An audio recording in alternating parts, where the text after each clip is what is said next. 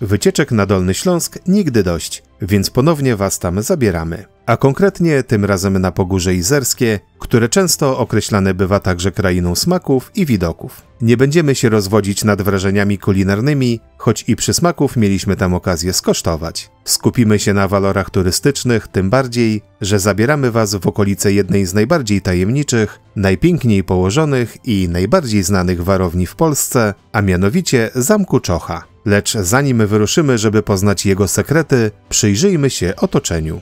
Co byście powiedzieli na wycieczkę łodzią, kajakiem lub rowerem wodnym z pięknymi widokami na zamek i okoliczne wzgórza? Tak już zupełnie przy okazji obejrzenie jednej z najstarszych zapór w Polsce z innej, nawodnej perspektywy. Naszą wyprawę do Czochy zaczniemy dość nietypowo, bo od wizyty w miejscu, które niekoniecznie kojarzy się z południem Polski. Zapraszamy, sprawdźcie z nami, co warto zobaczyć w okolicach Zamku Czocha.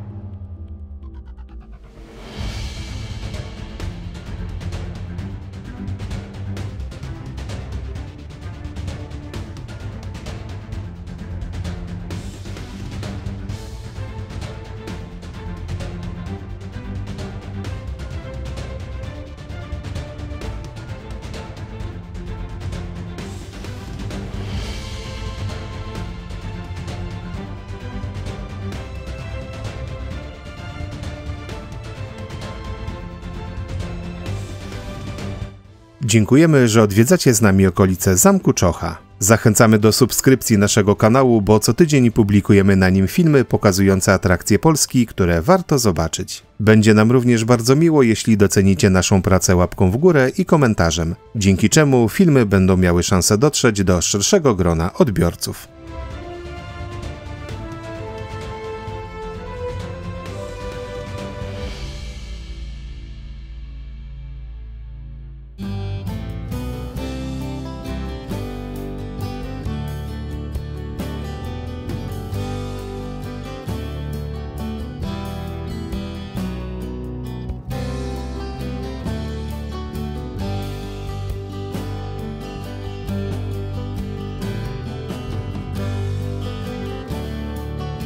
Ale o warowni i tamach na Kwisie opowiemy Wam nieco później. Naszą wyprawę zaczniemy od miejsca, z którego nie tylko zobaczycie najładniejszą panoramę na zamek, lecz także spotkacie niezwykłych ludzi. W tym miejscu pozdrawiamy z całego serca Edwina. Przystań żeglarska Izery to Mekka tak typowego dla górskich terenów sportu żeglarskiego. Oprócz przesympatycznych ludzi może poszczycić się także najpiękniejszym widokiem na Zamek Czocha. A o tym, jakie atrakcje czekają na Was na przystani, opowie Pan Andrzej.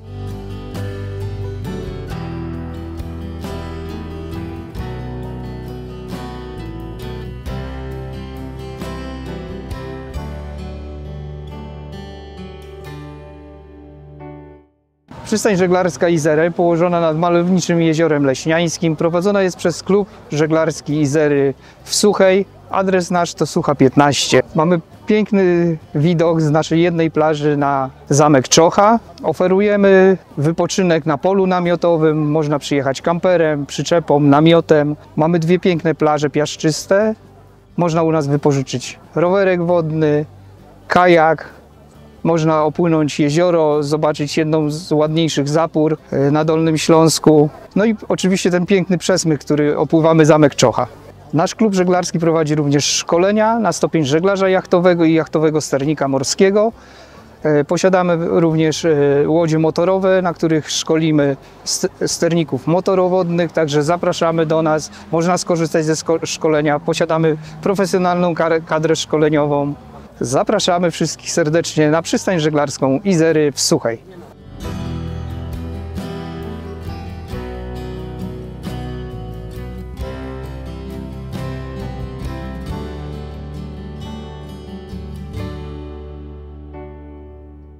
A jak już będziecie korzystać z uroków wodnych wycieczek, to warto podpłynąć w okolice jednej z najstarszych tam wodnych na Dolnym Śląsku. Zaporę Wleśnej po 4 latach budowy uroczyście otwarto w 1905 roku. Wysoka na 45 metrów, z czego 36 wystaje ponad poziom wody, Jest szeroka na 8 metrów. Korona ma zaś długość 130 metrów. W ciągu 2 lat, czyli w latach 1905-1907, u podstawy zapory powstała elektrownia wodna, która jest najstarszą w Polsce ciągle działającą i to z oryginalnym wyposażeniem zachowanym w bardzo dobrym stanie do dziś.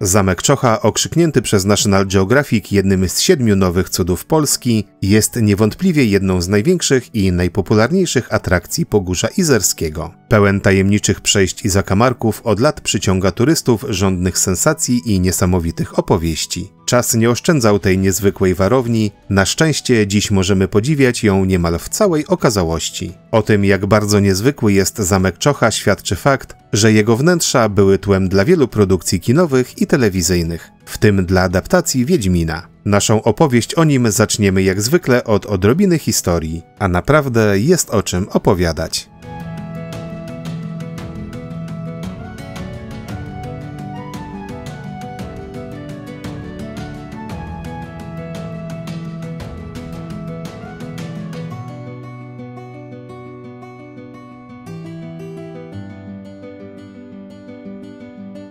Historyczne wzmianki o ogrodzie obronnym położonym w okolicach dzisiejszego zamku wspominają już w 1241 roku. Prawdopodobnie w połowie XIII stulecia król czeski Wacław I rozpoczyna tu budowę murowanego założenia, mającego na celu strzec pogranicza śląsko-łużyckiego, choć istnieją także teorie przypisujące tę budowę jednemu z piastowskich książąt świdnicko-jaworskich. Na potwierdzenie tej tezy przywoływana jest transakcja, jakiej dokonał w 1319 roku Henryk I, wymieniając Czochę i Świecie wraz z okolicznymi ziemiami na połowę miasta Głogowa. Od tego czasu zamek stanowił lenno czeskie, zarządzane przez możne rody czeskie i niemieckie, niekiedy słynące z łupienia okolicznych szlaków handlowych.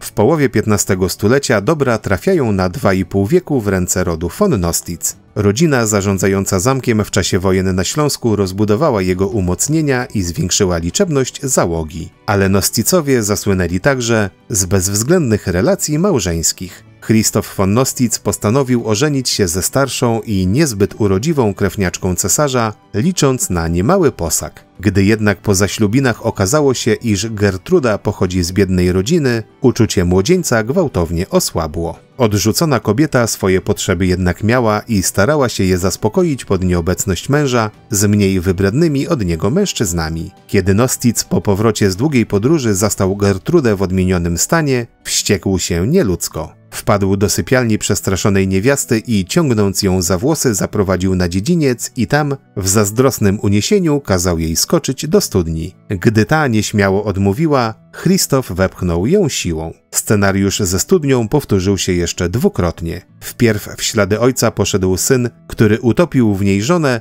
gdy okazało się, że romansowała z woźnicą. Wreszcie w 1793 roku niejaka Urlika urodziła nieślubne dziecko i za karę skończyła w wodzie. A jak naprawdę z tą studnią było, to usłyszycie nieco później.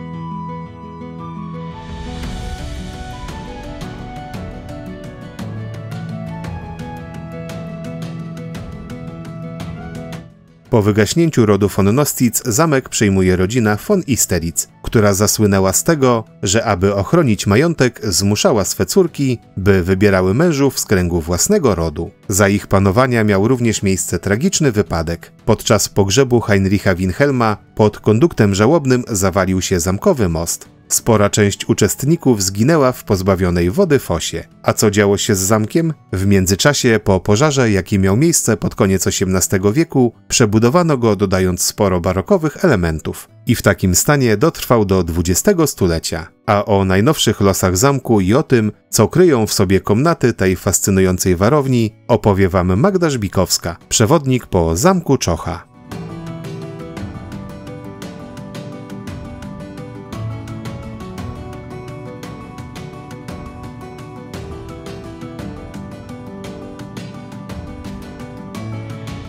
To witam Państwa na naszym przepięknym zamku, który miejscami ma już 700 lat. Żeby się dowiedzieć, które miejsca były najstarsze, to myślę, warto się tutaj wybrać, ale zamek powstał na pograniczu Łużyc i Śląska jako strażnica, jako warownia. Miał właśnie taką funkcję spełniać. No i jeżeli był warownią, to przez te wszystkie wieki mieszkały tutaj rody szlacheckie. Byli w zamku rycerze, którzy właśnie tych granic mieli strzec. Były to 4 bardzo szlachetne rody, ale w 1909 roku zamek został sprzedany przez Bolko von Ichterica w ręce bardzo bogatego człowieka, który się nazywał Ernest Giczow. I pan Ernest, jak tylko kupił zamek, kazał go przebudować, zatrudnił do tego najlepszego wtedy specjalistę, pana architekta Bodo Ebharta, który zajął się tą przebudową, wprowadził tutaj wiele różnych zmian, wiele bardzo nowoczesnych rozwiązań również, jak na przykład centralne ogrzewanie, czy prąd, czy też doprowadzenie ciepłej, bieżącej wody. Także bardzo nowoczesne rozwiązania z początku XX wieku w zamku się znajdują, a jeżeli chodzi o pana Giczowa, to on za zakup i przebudowę zamku zapłacił niemałą fortunę. Na nasze dzisiejsze pieniądze jest to około 250 milionów złotych. A skąd pan Giczow takie pieniądze miał? No tutaj to jest historia troszeczkę skomplikowana, bo część udało mu się zarobić jako dyrektor w fabryce tytoniowej w San Francisco, ale poznał też w tej fabryce swoją przyszłą małżonkę, Józefinę Elżbietę Michaliszkę. Zakochali się, pobrali i razem już wrócili do Drezna, gdzie wiedli spokojne życie. A jeżeli chodzi o ich los na zamku, to ich przygoda z zamkiem zaczyna się w 1916, bo wtedy się właśnie tutaj wprowadzili, przywożąc cały swój majątek. Majątek nie byle jaki, bo Giczow, zapalony kolekcjoner, przywozi swoje dzieła sztuki, przepiękne okazy zbroi, broni, a także około 90 000 książek. Oczywiście były tu w tej kolekcji również białe kruki, książki bardzo cenne i żeby książki w zamku się zmieściły, kazał tutaj urządzić 9 bibliotek, bo on był nie tylko takim zwykłym, bogatym człowiekiem, jeszcze należał do loży masońskiej. I członkowie loży w zamku się spotykali, odbywały się tutaj niektóre z ich ceremonii, na przykład w naszej sali rycerskiej przyjmowano osobę z zewnątrz, czyli profana do loży. No i właśnie przez to, że masoneria się tutaj spotykała, zamek jest, powiedzmy, naszpikowany tą ich symboliką, która jest ukryta na wierzchu, bo to właśnie tak miało być widoczne, no ale nie było to oczywiste dla wszystkich.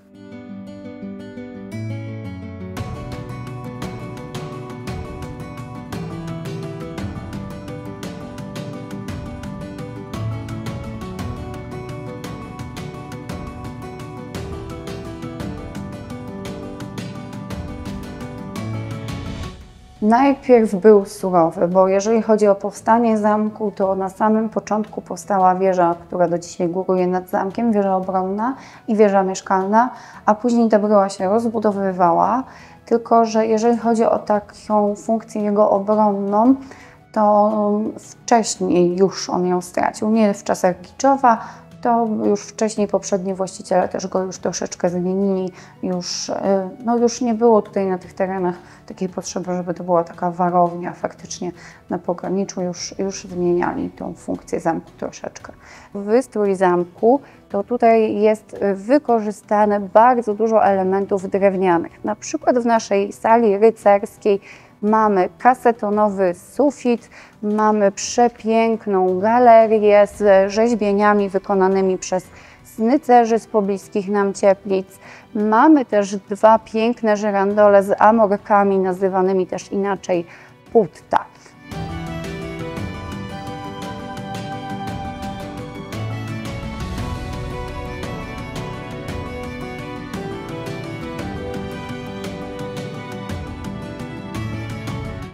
Właśnie weszliśmy do jednej z 9 bibliotek Giczowa. Piękna, wykonana w stylu gotyku Tudorów, czyli stylu angielskim, no ale niestety zbiory dzisiaj są troszeczkę inne. Te zbiory Ernesta Giczowa po wojnie nie miały łatwo, bo w zamku krótko, ale była Armia Czerwona. Oczywiście po wojnie na te tereny przywożono Polaków, a razem z nimi ściągali szabrownicy. To, że zamek nie był zbyt pilnowany, ułatwiło im zadanie, więc rzeczy, które Giczow zostawił w zamku, naprawdę ułatwiły zadanie wszystkim tym, którzy po wojnie tutaj przybywali i chcieli jakoś z tego skorzystać. Natomiast jeżeli chodzi o bibliotekę i w ogóle o cały zamek, to tutaj zachowane są witraże wykonane przez pana Edwarda Streeta w pierwszej albo drugiej dekadzie XX wieku. I jeżeli chodzi o te witraże, to one nie są zrobione tak zwyczajnie, nie są poukładane z kolorowego szkła, tylko są na tym szkle namalowane. A te kolumny to jest część ołtarza masońskiego. I tu jeżeli chodzi o ten ołtarz, to kolumny mają swoje znaczenie. Po prawej jest męska, po lewej jest żeńska. No i w bibliotece jest też rzecz, z której nasz zamek chyba najbardziej słynie, bo są w tym zamku ukryte, tajne przejścia. Jest ich około 40, jeszcze nie wszystkie są dostępne, jeszcze nie wszystkie są odkryte, ale te, które już są dostępne, są oczywiście w trakcie zwiedzania też udostępniane. I takie nasze pierwsze przejście biblioteczne tutaj jest ukryte w regale. No i jeżeli chodzi o regały, to zawsze w filmach pokazują, że trzeba odchylić książkę, żeby to przejście zadziałało, żeby to się otworzyło, ale to działa tak tylko na filmach, a tutaj jest dużo, dużo prościej. Tak to wygląda. Przejście najdłuższe w całym zamku jest właśnie za tym regałem. Tutaj warto nie tylko na samo przejście zwrócić uwagę, ale też na to, jak wykonany jest ten regał. Od środka mamy tą część, która jest z drzwiami. Też widać, że regał jest bardzo głęboki, no i przy otwieraniu niczego nie słychać. Także on naprawdę świetnie te wszystkie lata przetrwał i do tej pory działa bez najmniejszego problemu.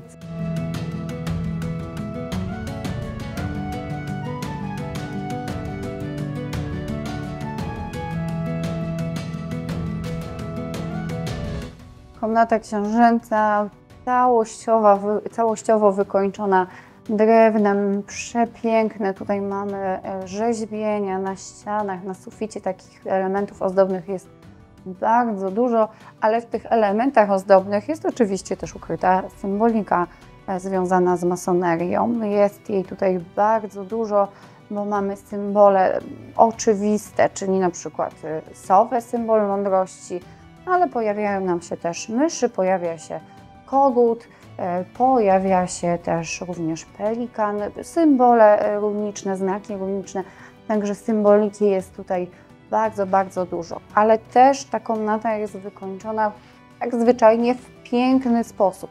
Oprócz rzeźbień są też bardzo dekoracyjne zawiasy, które nam zdobią drzwi, zdobią nasze szafki, szafy, w których jest rzecz wyjątkowa, bo oczywiście tutaj państwo Giczow te szafy wykorzystywali i w jednej z szaf było też takie specjalne miejsce pani Giczow, w którym ona trzymała swoje takie cenne drobiazgi. Ale co to za drobiazgi, to na razie nie zdradzę, dowiemy się tego troszeczkę później. A jeżeli chodzi o samo łoże, to ono też jest ciekawe, bo z nim jest związanych bardzo dużo legend. Legendy opowiadające o tym, że w łożu znajduje się zapadnia, przez którą oczywiście kobieta mogła spaść do lochu albo do jeziora i zginąć w taki przepiękny, cudowny, widowiskowy sposób. Legenda, która towarzyszy zamkowi już od dawna. Ale ile w tej legendzie jest prawdy i czy udało nam się jakoś to zbadać, no to trzeba tutaj przyjechać, żeby się tego dowiedzieć, bo jest to kwestia już wyjaśniona, ale co się okazało, to warto się dowiedzieć osobiście, będąc na zamku. Ale legenda to nie jest jedyna rzecz ciekawa związana z tym łożem, bo łoże ma też takie dodatkowe wejście. Wejście od nóg, które jest tutaj wykonane ze względu na Giczowa. On wierzył, że zamek jest przepełniony dobrą energią i wierzył, że jak właśnie tym dodatkowym wejściem będzie wchodził do łoża, to energia będzie na niego jakoś oddziaływać. Co dokładnie miała sprawić ta energia, jak to miało działać, no to trudno tutaj to określić, ale pewnie miało to zapewnić Giczowowi, nie wiem, spokojniejsze albo dłuższe czy zdrowsze życie. Tak byśmy to mogli sobie odczytać. A jeżeli chodzi o życie Giczowa, to w zamku wiódł je spokojnie, natomiast kiedy w tą stronę zmierzała Armia Czerwona, musiał z rodziną zamek opuścić. Było to na początku lutego 1945. Spakowali część swojego dobytku, wyjechali do Drezna, ale tam nie nacieszyli się spokojem. Był nalot dywanowy, musieli uciekać dalej do Bad Wildkungen i tam w 1946 roku ostatni właściciel zamku Czocha zmarł. Także niestety na zamek on nigdy nie wrócił, chociaż na pewno bardzo tego chciał. Pewnie też zostawiając zamek miał taką nadzieję, że to jest tylko chwilowe i że uda mu się tutaj powrócić.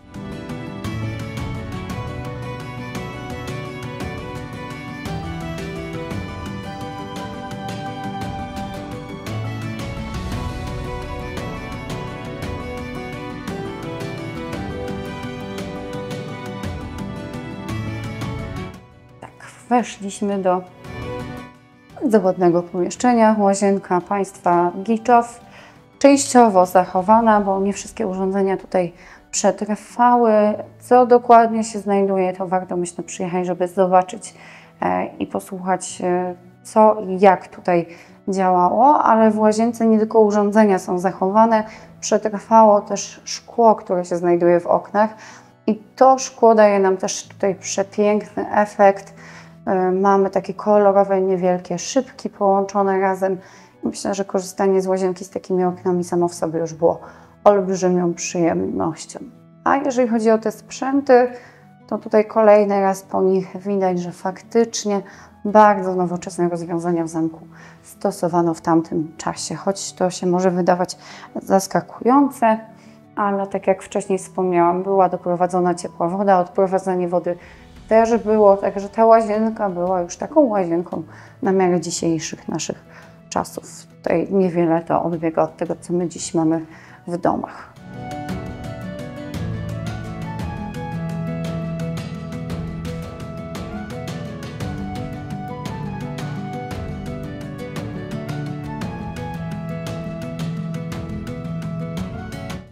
Ta sala, w której się teraz znajdujemy, to jest sala portretowa, która w czasach Giczowa była salonem pięknie urządzonym, z dziełami sztuki, z przepięknymi meblami, pięknymi żyrandolami, no ale losy powojenne zamku sprawiły, że niewiele z tego wyposażenia zostało. Został tutaj przepiękny kominek, podłoga i drewno, które widzimy na ścianach. I tutaj, jeżeli chodzi o tą zabudowę na ścianach, to w niej ukryte jest co nieco, bo mówiłam już o systemie centralnego ogrzewania, a wędrując po zamku grzejników nie widać. One są schowane właśnie za tymi różnymi drewnianymi zabudowami, żeby nam nie psuły estetyki wnętrz. Właśnie o to chodziło, bo na takim drewnie nawet najpiękniejszy grzejnik ozdobą by nie był. No i tutaj jeden jest na przykład tam, gdzie mamy to owalne wycięcie, tam jest za tą ścianką grzejnik schowany. Ale nie tylko grzejniki to tutaj są ukryte. Mamy też ukryte przejścia i w tej sali są 3 ukryte przejścia, ale gdzie się znajdują wszystkie, to tego nie będę zdradzała. Zobaczymy sobie jedno z nich, bo nim będziemy spacerować.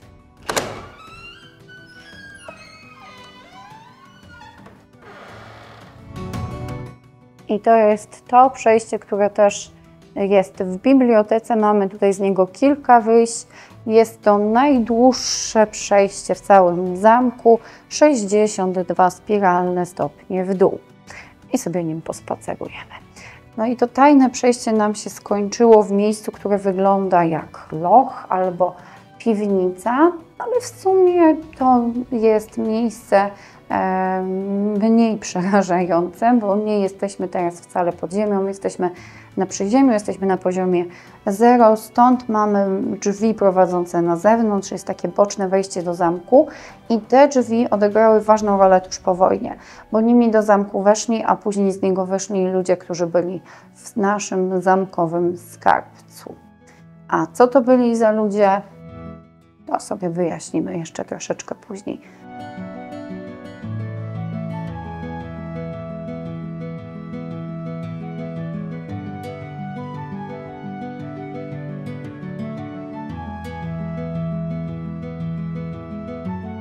Komnata córek państwa Giczow i tutaj oczywiście częściowo nam się zachował sam wygląd pomieszczenia, ale dziś możemy przede wszystkim popatrzeć na zdjęcia rodziny ostatnich właścicieli. Znajdują się na tych zdjęciach i córki, i syn, i sami ostatni właściciele, i również to młodsze pokolenie, które w zamku mieszkało, bo jeżeli rodzina mieszkała tu prawie 30 lat, to też pojawiły nam się wnuczki i je też na zdjęciach możemy znaleźć. I w tej sali znajduje się również list napisany przez panią Giczow. Mamy oryginał zabezpieczony tutaj, ale jest też tłumaczenie tego listu i ten list powstał w okresie międzywojennym, kiedy pani Giczow pojechała do Drezna, nie wiedząc, że będzie brała udział w balu i musiała listownie prosić o odpowiednie stroje, dodatki i biżuterię. I ten list jest taką instrukcją dla służki, co skąd należy spakować i wymienione są w liście na przykład przywieszki, na przykład mamy bransoletkę z 12 diamentami i zielonym kamieniem, różne pierścionki, oczywiście z diamentami, są również perły, no i taki drobiażdżek, woreczek z diamentami. To miała pani Giczow, a gdzie to trzymała, to trzeba przyjechać, żeby zobaczyć.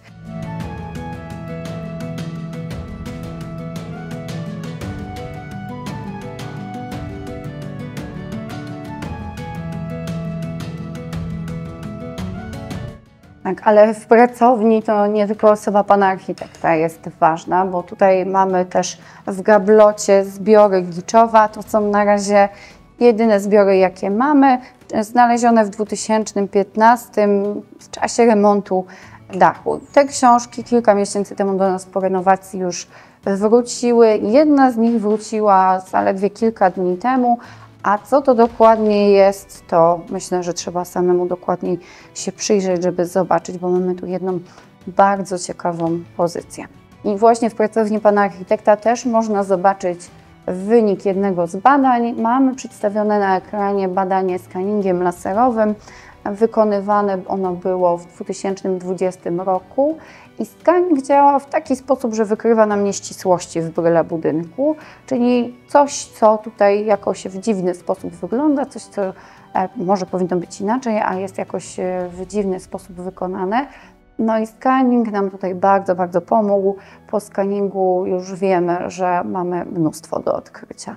Bo podziemia w zamku były praktycznie od zawsze. Już dawne źródła potwierdzają, że zamek posiadał obszerne, warowne podziemia, ale Giczow kazał te podziemia rozbudować do olbrzymiej powierzchni, około 5000 m². I jeżeli chodzi o te podziemia, to tutaj one stanowią chyba największą tajemnicę naszego zamku, bo dostępu na razie do nich jeszcze nie mamy, ale dzięki skaningowi wiemy, że są i jesteśmy na etapie załatwiania formalności, także mam nadzieję, że już niedługo się dowiemy, co dokładnie w tych podziemiach było i czy one były ze względu na masonerię, czy ze względu na jakąś fanaberię Giczowa, czy w ogóle z jakiegoś względu, który absolutnie nam teraz do głowy nawet nie przychodzi. Natomiast jeżeli chodzi o samego pana architekta, to on też był ciekawym człowiekiem, był też sławny bardzo, bo pracował dla samego cesarza Wilhelma II, zyskał tytuł profesora architektury i bardzo lubił pracować z obiektami średniowiecznymi, z zamkami. Tych zamków przebudował bardzo, bardzo dużo na ziemiach dzisiejszej Polski. Oprócz Czochy to jest na przykład Grodziec, Grodno, Toszek, ale on też zajmował się przebudową zamków w Marksburgu i jemu zawdzięczamy coś, z czego do dzisiaj się korzysta przy pracy nad zamkami. On stworzył taką 13-punktową instrukcję o tym, jak z takimi obiektami postępować, bo chodziło o to, żeby udało się zachować ten średniowieczny charakter budowli, żeby po wszystkich zmianach dalej było widać, że to są zamki.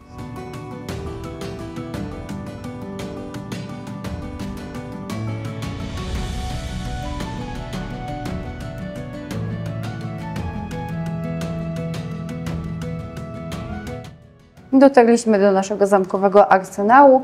W nim mamy dwie wystawy broni. No i tutaj można się przekonać między innymi o tym, jak to było z tymi mieczami, bo panuje taka ogólna opinia, że one były strasznie ciężkie, ale tak naprawdę miecz wcale nie ważył żadnych 20-30 kg. Mówię o mieczu dwuręcznym, był zdecydowanie lżejszy. Zbroja rycerska około 20-30 kg, ale miecz lżejszy.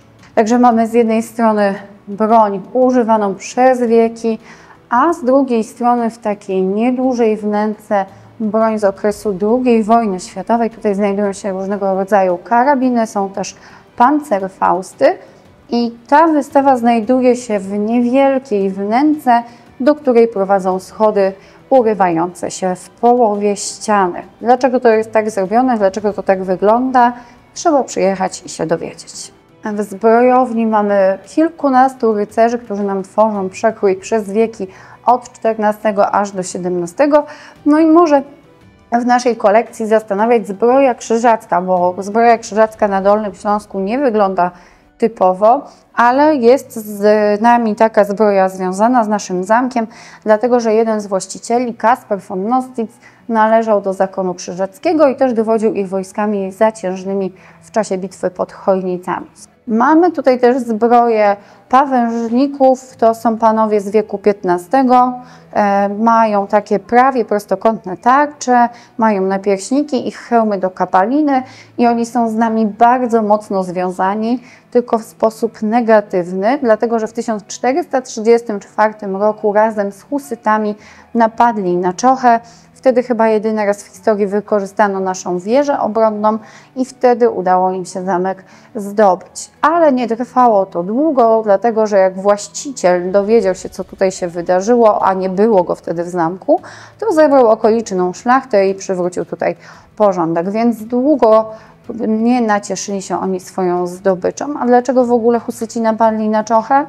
Dlatego, że oskarżali tego ówczesnego właściciela Hartunga von Klix o to, że przez niego Jan Hus spłonął na stosie, więc nie bardzo go lubili, ale jego włości nie zdobyli na długo i nie udało im się osiągnąć zamierzonej zemsty.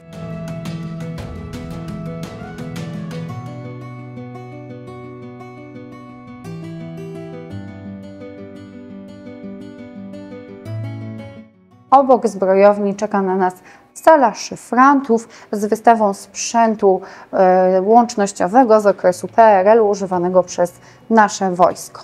Mamy tu sprzętów bardzo dużo, są te najprostsze jak telefony polowe, łącznice polowe czy radiostacje. Mamy także na wystawie dalekopis, ale mamy również bardzo ciekawy sprzęt, polską maszynę szyfrującą, która się nazywa Dudek. Tutaj to całe to jest właśnie Dudek. Dudek to jest skrót, dalekopisowe urządzenie do elektronicznego kodowania. Sprzęt z jednorazowymi kodami, które nigdy nie zostały złamane. Także jest to świetny sprzęt. Warto zapamiętać, że Polacy coś takiego stworzyli. a na tą chwilę dudka w Polsce można tylko u nas zobaczyć. Te schody z takim nietypowym wycięciem na środku prowadzą prosto do tak zwanej zamkowej winiarni. Dlaczego tak zwanej? Bo mamy tutaj w tej winiarni stojaki na wino, które są dosyć nowe, są z lat 70. i zostały wykonane przez nasze wojsko z rur drenażowych. Więc jak Giczow mieszkał w zamku, to takich stojaków tutaj absolutnie nie było. I schody z takim wycięciem też nam sugerują, że to było do transportu beczek. I one były do transportu, ale nie beczek, tylko urządzenia, które znajduje się w tej tak zwanej winiarni, podświetlonego na zielono i wyglądającego dosyć tajemniczo, a jest to urządzenie nowoczesne z początku XX wieku, bardzo zaskakujące. Nazywa się to autofrigor i jest to klimatyzacja i oczyszczacz w jednym.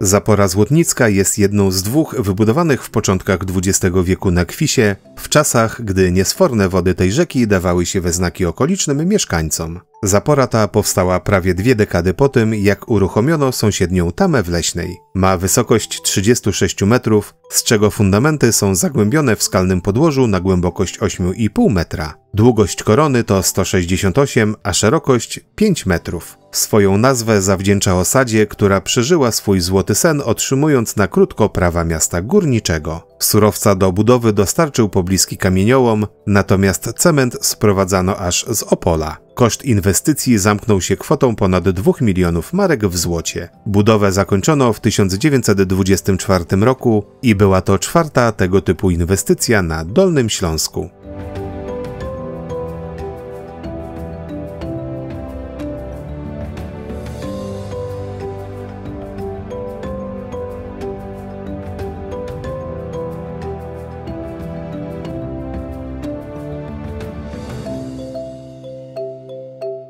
Przy wylocie jednego z tuneli przy Zaporze Złotnickiej na skale można dojrzeć figurę lwa. Trzeba się dobrze przyjrzeć, bo jest prawie niewidoczna, ma jednak ciekawą historię. Otóż w Rudawach Janowickich znajdują się starościańskie skały, które były ulubionym miejscem księżnej Marii Anny. Na jej cześć mąż, brat pruskiego króla, przebywający na zamku w Karpnikach, nazwał je skałami Marii Anny. W tym to czasie na drodze prowadzącej na szczyt umieszczono ważącą prawie 300 kg figurę żeliwnego lwa. Na skale, gdzie go postawiono, umieszczono także napis Mariannenfels. Lew zdobił to miejsce do lat 70. XX wieku. Niestety spadł lub został strącony ze skały. I co się z nim stało? Jakby zapadł się pod ziemię. Po jakimś czasie znalazł się przy zaporze i dziś można go wypatrzeć dumnie leżącego na skale.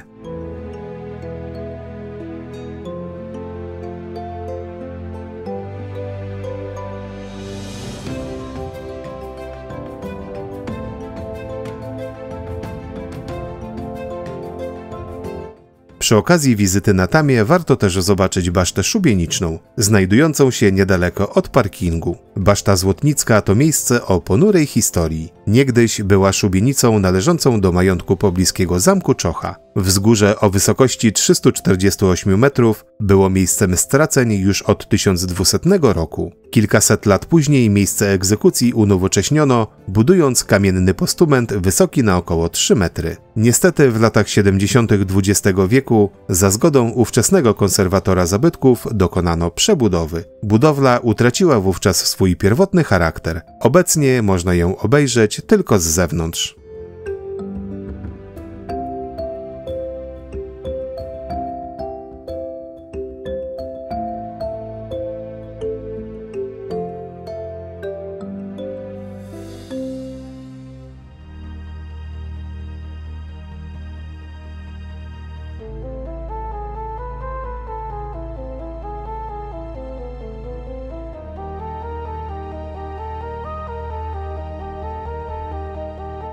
I tak dobiega końca nasza kolejna wycieczka po niesamowitym Dolnym Śląsku. Nas zarówno zamek, jak i jego okolice zafascynowały i na pewno tam wrócimy. Szczególnie, że ciągle mamy w pamięci zaproszenie od przystani Izery, starosty powiatu, burmistrza Lubania i innych niesamowitych ludzi, których mieliśmy okazję poznać. Jednak gdybyśmy nie do końca was przekonali, posłuchajcie pana starosty.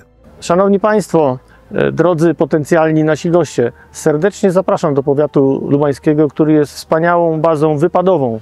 Nie tylko w miejsca ciekawe z terenu powiatu, ale również do sąsiadów z Czech i Niemiec. Dysponujemy bardzo dobrze wyposażoną bazą hotelową, dysponujemy bardzo dobrą infrastrukturą turystyczną, wieloma informacjami na temat ciekawych miejsc i przyjaznymi ludźmi.